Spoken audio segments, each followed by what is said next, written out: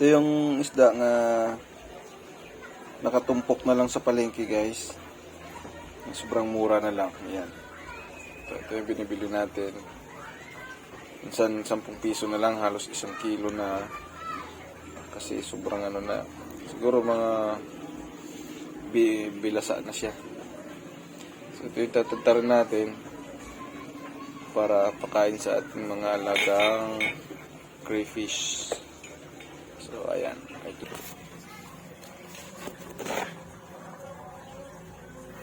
So ito, ayan.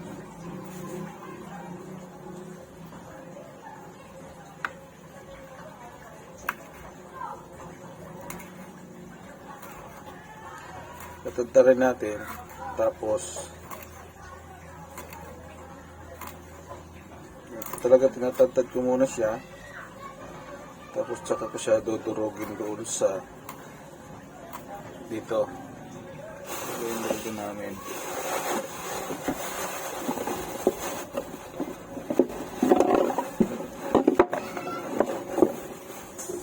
Ayan, dito guys.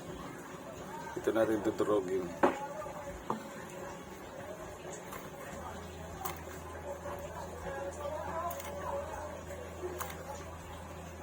Yan.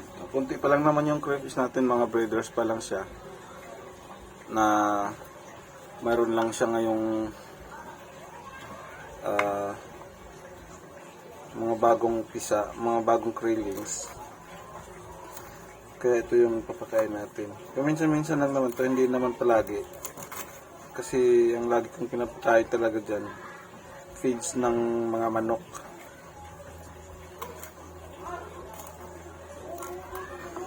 Pansin nyo, marami na siyang ano, yun o. Sobrang lalambot na niya kasi ano na to eh. Siguro bilasa na to sa palengke. Hindi na binta kagad. Kaya mura na lang. So, ito yung pinapakain ko, wait lang.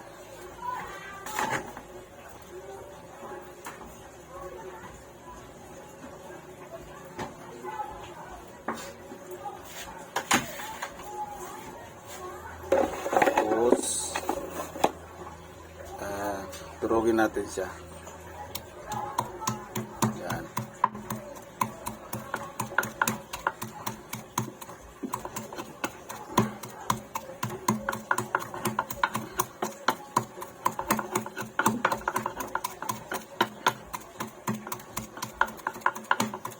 Para pag nilapag ko doon, hindi nila makuha yung gustong buo. Ayan na siya. Pwede na yan. Kasi magbuo-buo naman ito doon eh.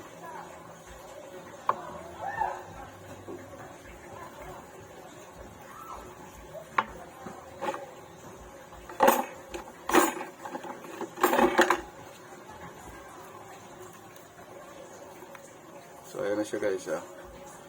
Ito yung papakain natin sa ating mga crayfish.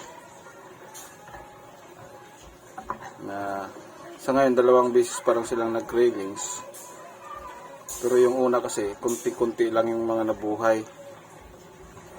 Nasa 10 na lang yata yung natira ngayon kasi kunti lang talaga siya eh, kunti lang yung initlog niya pinakauna.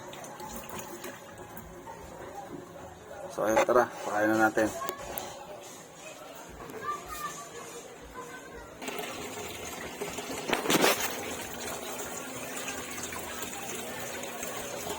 Ay, nag-low battery tayo.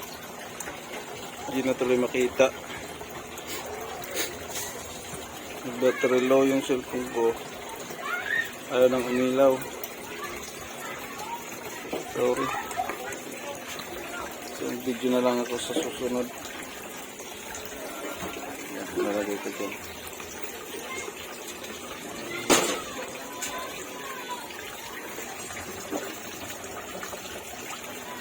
Ayan.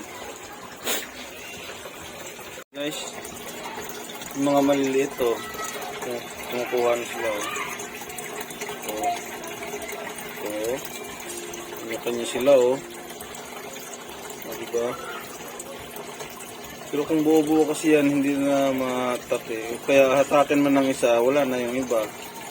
Eh hindi naman nila maubos ng isang kain lang yan. Kaya dinuduro po muna bago ibigay sa kanila.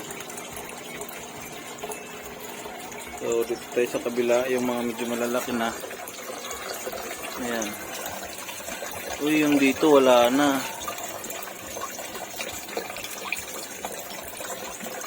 Dito, ayan.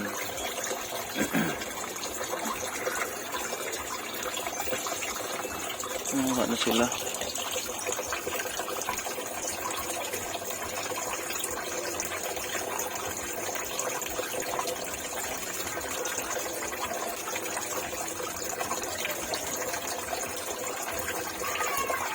Ano kaya nakalusot yung isang isda na yung malaki? Dito yung sa kabila eh.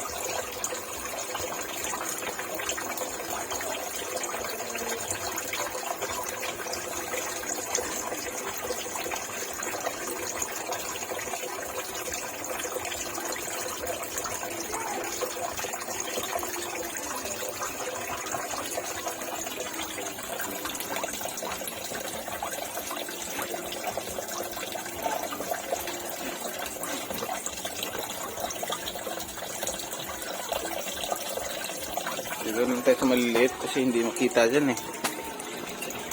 Maliliit. So, ilagay natin ito. Pasok.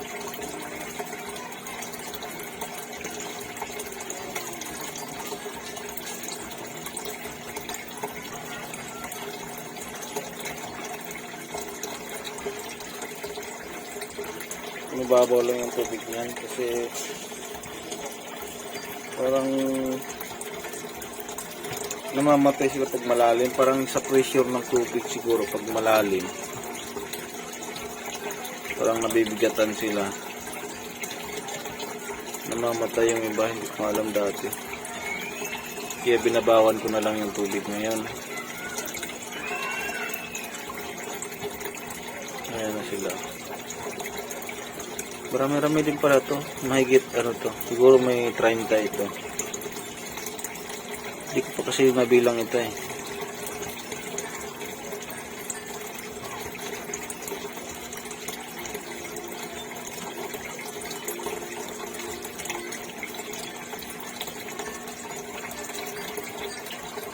So,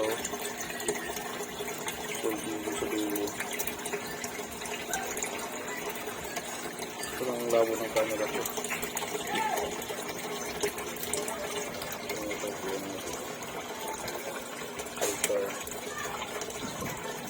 Ito yung filter natin sa overhead.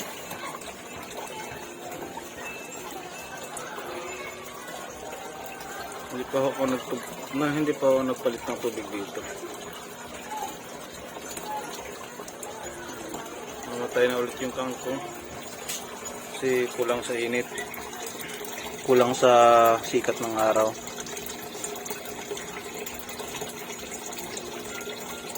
Siguro may mga 30 rin siguro ito. Mga unang itlog to nila sa bawat isang female yan. Magkaibang na nito tsaka ito yung pinakaunang napisa. Yan dyan, yan. Yan yung mga unang napisa. Wala pang 10 piraso yung natira. Gusto na may filtration ko niyan. Yan.